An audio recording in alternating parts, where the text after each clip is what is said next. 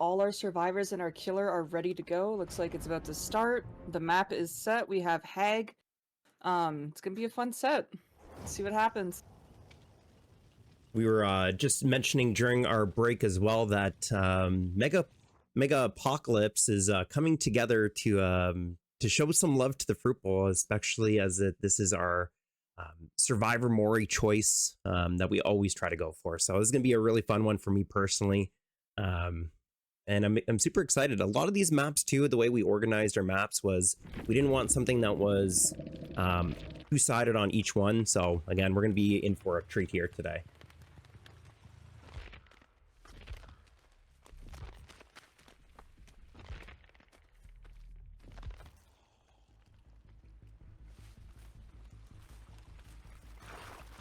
All right, it looks like we're starting off with placing some traps. Pretty good strategy for a couple killers with traps in the start, as though they always want to set their traps up before they're able to start chasing the survivors. That way they can kind of surprise them and chase and get those downs pretty quick. It's very key, especially with Hag, is just you want your traps to be set at all times. So leaving your traps, down to maybe 1 or 2 setup is going to provide you a disadvantage. So seeing that immediate trap, it's like one for good luck. All right, looks like we hear a gen here down below main. We're gonna triggering our first trap here, going against Ratty Rods here. Ratty Rods is also a player that's played in charity comp as well, so he's actually pretty experienced. Now we're gonna see a first miss here. Rods was greeting that pallet just a little bit, did get enough distance here. We're going to start seeing a little bit more of a cautious playstyle, a little bit of a mind game here from Blunts. And again, just the greed here on Rods, going towards their next pallet, just trying to find something to play. So Rods I've actually personally gone against in a tournament before. It was about a year and a half ago, but he was an excellent survivor. Lasted quite a bit in chase against my Huntress, so I'm really excited to see him go against another team's Hag here. All right, and we are going to see our first down of the day. A nice little mind game here from Blunts at the pallet. I always like to loop a little bit wide on those pallets, especially becoming a 50-50 on anything short. And what are your thoughts on the perks here? So we did see Corrupt's intervention at the start. We also seen Brutal Strength with the pallet there. I don't think we have seen another perk yet, but for Brutal Strength, that could be very, very useful on Hag. Corrupt, obviously, to slow them down and try to figure out like where they're at the beginning of the match. But yeah, we'll see. We'll see how the other 2 perks play. And we are seeing our first generator has been complete. They did not get the notification on the Scourge Hook. We're going to see immediate teleport, and we're going to be entering chase with Sagoli here. Taking advantage of those traps set up from the beginning. Oh, and again, great stuff here. A little bit of an insta down here. Potential little flashlight bait. Looks like they are going to take the chance here, seeing that they're on the opposite side. And enough distance has been gained so that they can go for that safe pick. Instantly activating another trap right after the hook. Obviously they have quite a bit that's been activated, so they have a lot of their traps back in their disposal. Whether they're going to trap it up again or just spend their time trying to chase, it's gonna be quite interesting. We're gonna have to see what Blunts decides to do. Our Velo Cheerio has taken a damage state here. They are working main a lot. Again, we're going to see a pallet drop here, a little safety pallet into a flashlight blind. And hearing that trap trigger is actually key for the killer, as they're able to keep chase with their auditory. Yeah, auditory is so huge playing killer. Another nice down here, keeping up that pressure there, Blunts. Now the perks that we're seeing for the custom matches, we are unable to see where the Scourge hooks are. We just see the notification seeing our first Scourge hook. Damaging that generator with survivors already completing 2 of them. And we're going to get a little bit more trap placements here so that they continue up with keeping that map pressure. Otherwise, if they don't press those traps down, they are going to lose significant advantage. Yep, there are 3 more pain res tokens, guys, so just keep that in mind. It might seem like they're getting gens done quite fast, but Those pain res tokens can make it or break it for a killer for sure. And slow everyone down. Now, looks like they were waiting for that pallet slam. We're going to see another down here. A very quick down for Blunts here. Blunts with the pressure right now does see a secondary survivor coming on in for potential chase. Now, this is part of the rules that they can leave the survivor slugged if that person is coming in at a pallet or a flashlight. So in this case, we are going to see secondary survivor getting picked and then returning to the first survivor. As the other teammates, I probably would have taken advantage and tried to get Shokoli up, but obviously, they want to focus on gens as well and get those gens popped out as soon as possible. I don't know if we're going to be able to see a pallet save here or not. Alright, so no pallet save. However, also no more pain res tokens that was used for those two hooks. So maybe they didn't have a Scourge hook nearby. Yeah, it looks like it, and it was that secondary Scourge hook. So still holding on to those three is going to be key, especially having 5 hook states so early into the game. They do have 2 gens left, so if they are going to be using those pain res tokens soon, they should probably get them used soon. Hopefully they're going down on the side of the map where the pain res tokens are able to be used. I know that sometimes the RNG for pain res can be quite harmful towards the killer. Big nightmare if you have all your Scourge hooks on one side or just in areas of the map that you have to do a lot of travel with, potentially if they complete those. We are going to see Sigoli out of the game. A nice little pressure here from Blunts, getting 1 survivor out with 2. It's usually the rule of thumb, if you can get a survivor out before at least 2 gens that are still left, you're in a very healthy spot. Oh, 100%. 4 survivors are always going to be more difficult to manage than 3. And that was confirmed by the devs themselves. They were mentioning how the game can be a huge game changer if just one single person is out. Now, we are going to see another chase, some scratch marks here in the distance, but looks like Blunts is going to double back here. Start pressuring the gens again, seeing that it's going to be going to no man's land, getting that gen kick. Brutal Strength just provides value throughout the game, which is a really nice perk, especially for anything that's like an M1. Excellent choice on putting the trap near the gen as well. A lot of the times, especially on maps like this, they don't really usually see the traps near the gens, so it's really nice indicator of whether they're going to go touch that again. Now, Ada now triggering it. It looks like, unfortunately, I think it was just a wrong click of the button there, looking to potentially get the survivor. We're going to see a balanced landing play, I believe, coming on in. A nice little rotation here by Ratty Rods with having that gen. It looks like 50% done. Oh, this is great. We did get a hit on Ratty Rods. Someone else did use the window first, so they weren't able to both go through that window. Yeah, you do like to see a little bit of a, if you're going to split up like a Y, let one person go one way. We're going to see a 3rd tag here, which is actually clutch for our killer, as they are going to be able to put on pressure on all 3 survivors and getting survivors off of gens.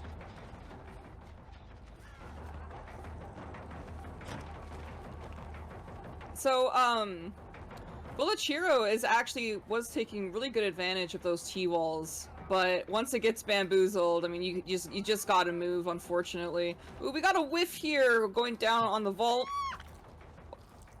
And then we got is this our first down for Zarina? I think this is our 2nd down for Zarina. Yeah, I believe this is going to be another survivor out of this match. Zarina's 3rd hook of the game. Believe that Ada Sopa is our healthy survivor.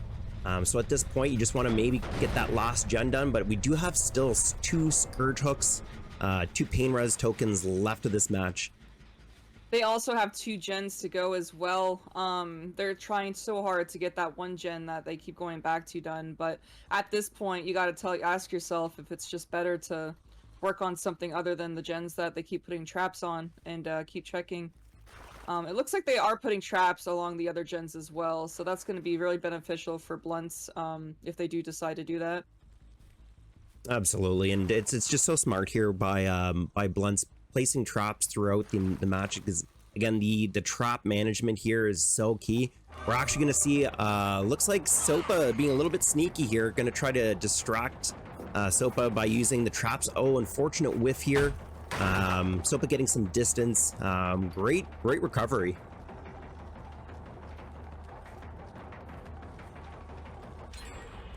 We're gonna see. We did get that gen popped. Let's go. We have Sopa still in chase. Haven't gotten hit yet. Hopefully, Ratty Rods can use this time to start working on that last gen and put a little bit more pressure on Blunts so that they can maybe try to even pop it and get them both out. Now, looking at the gen area that they have left, it is to one side of the map.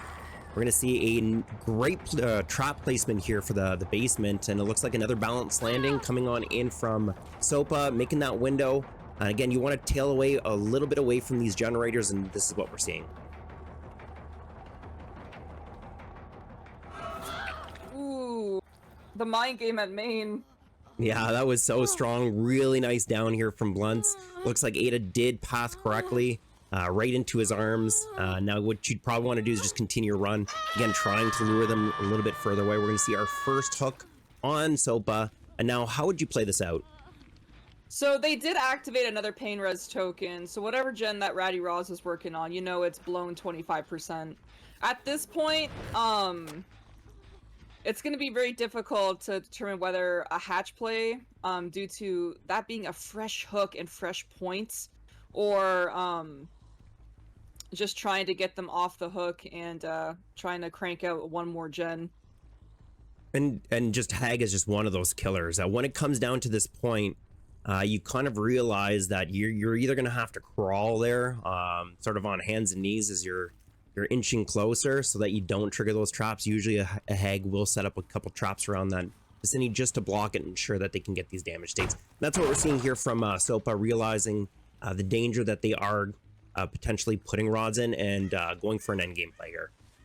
Yeah, it does look like they're trying to give Ratty Rods hatch, so if Ratty Rods could get hatch, that would be at least a point for them at this point. Now we are seeing Blunts checking the outside of the match. Now when it comes to 4%ing, the only time that you can 4% potentially is when you're in these types of scenarios where there's two survivors left.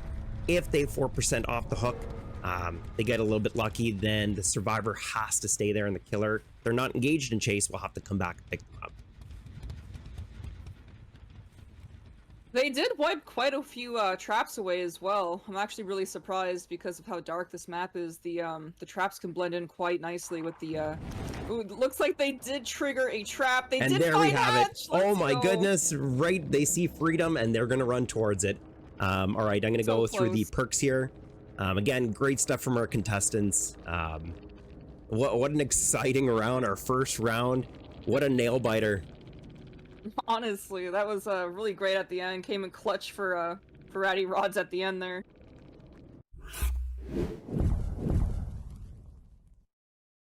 All right, coming back in for the second round here between Megacopalypse versus down to Flashbang. Almost said the other type of DTF. This is going to be really good. Our DTF survivors. Looks like they've got some unison going for their cosmetics. They're going for some team uniforms here, which we love to see. I did notice that. I wasn't sure if it was on purpose or not, but it does look similar.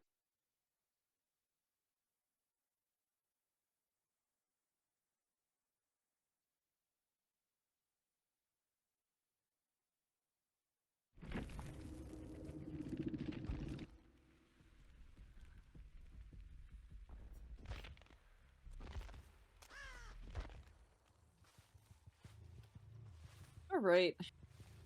So we are starting here. It does not look like Araya has set any traps yet. It looks like they might be looking for the right place to set those in. We did get one trap down there in the bush. Definitely, they should definitely take advantage of the lighting and all the plants around in this area. That'd be really good for them. Yeah, and it does seem like this is a pretty strong map for that. You got some really big plants here. They do only get 2 traps down before engaging in their first chase here. And we're going to see Araya go and chase down Megan here. So Blunts was our killer in the last game. It looks like he's currently playing Elodie. Our first chase here did do a little bit of a pre-drop there for the pallet. Did not seem to want to play that pallet. Here is a longer loop. I wonder how they're going to play this pallet here. Yeah, it was or it looks like Araya got it was a nice little fake there. We're gonna see it again one more time to bait out that pallet before we're gonna get another kick here. Nice little, you know, use of resources, really avoiding the first damage state. Going back to the original, we're gonna see our first gen pop before first damage state. Again, only 6 traps, or like there's 4 traps that have been placed. They're actually gonna leave tile here. Yeah, so they are going to decide to leave chase. You know, at the beginning of each match, it's always nice to maybe give even a little bit of a chase to some other survivors as well if you find that the first chase isn't going so well. That way you could kind of find maybe the weaker person of the group and try to get them out of the game too. And I think that's the strategy that we're seeing here. We're actually going to see a nice little mind game here from Mariah as they're going to swing on in, getting their first hit of the game. Putting pressure. Again, some really key tiles are getting taken out, so there's going to be a mini dead zone back there.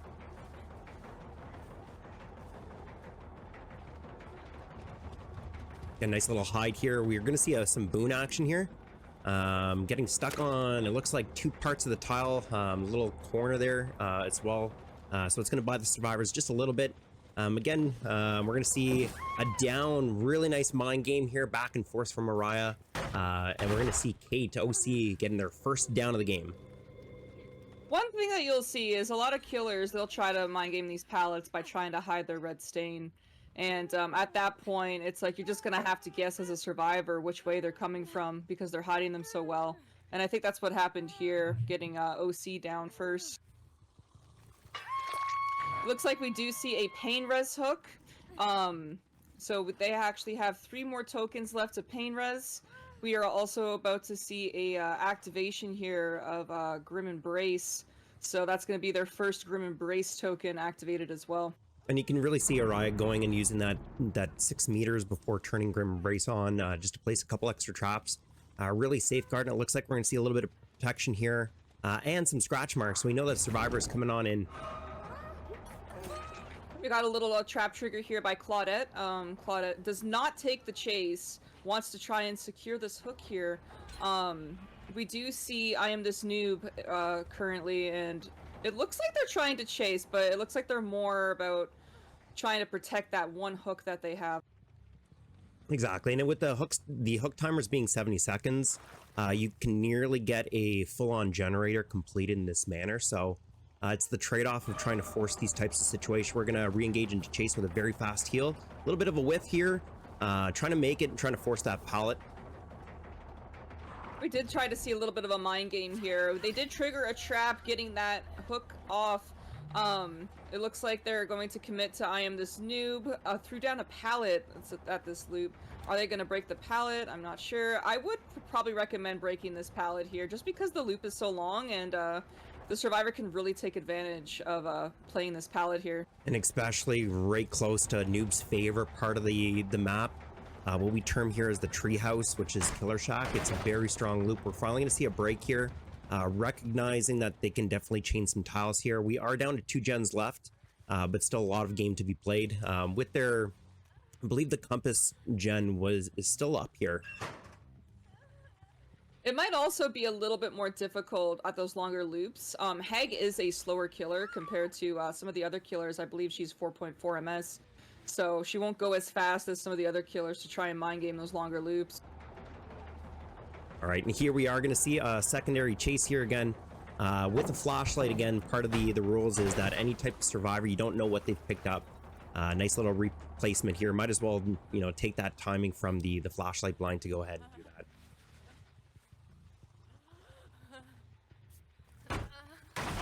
Got a bit of a pallet break there. We did see OC in the back. It looks like they did just trigger a trap at main. I'm not sure if they were just trying to bait the hag away so that they can get their teammate up. It looks like that's what happened though. It's a really nice play by the survivors here. They get an immediate pickup. Really good timing to go over that trap and bring that attention away. And we are going to see OC throwing down Shack Pallet here, engaging in chase, and having our final gen pop here. Again, going to a bit of a dead zone here. You're just going to try to go to those comp corners. Classic comp corner.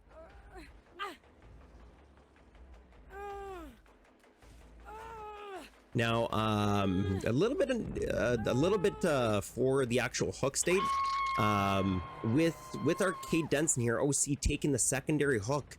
You're grabbing someone who's already injured, kind of forcing that play to take a minimum amount of points here. As if it was any of the other three here, it would be max points, and they are going to be looking to escape this match. And take I Am This Noob, Mindset of Decay, as well as Megan with full amount of points here. Well done by all squads. Yep, Megan, Noob, Mind got out. OC took the L, but that was huge for their team, getting 3 survivors out of the door. All right, and there we have it again. The finale for the Hag matches for Megacopalypse versus down to Flashbang. We are going to have our next crew come on in here. And we're just going to do a little bit of a perk review. Again, so this is going to be switching out the teams. We're not going to go do Hag into Cenobite, so we are going to separate our lobbies just a little bit. But again, great stuff here all around. Really good timing here. I'm very excited to see that that last play here to get I'm This New back up. Yep, excellent gameplay, guys. Good job on the serves. Good job on the Hag as well. Great job, Araya. Yeah, great job, everybody. Really exciting match here.